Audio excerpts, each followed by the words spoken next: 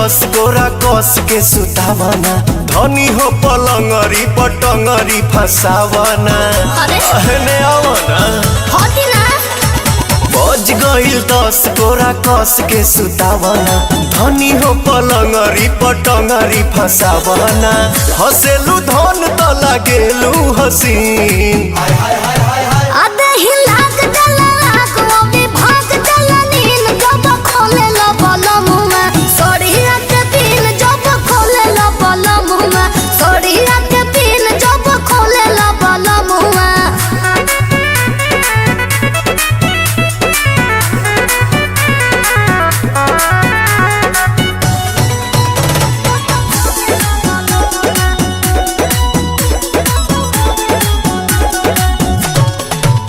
जब कोरेलू का जरावा आहो धनयोई के पजरावा हाओ थलाली सधाली सहिया लहे लहे मजाली सहिया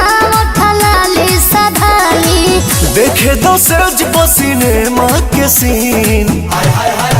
आधे ही लाग जला को भी भाग जला नीन जब खोले ला बला मुमा सोड़िया के पीन जब खोले ला बला मुमा सोड़िया के पीन जब खोले ला बला मुमा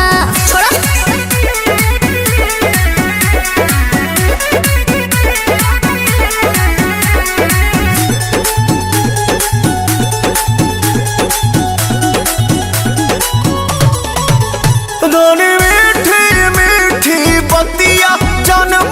सावरी सूरतिया जब करे ला प्यारे आए हरे या पवन दुलारे आए हरे जब करे ला प्यारे दिल जीत लेलू हमार दुल्हन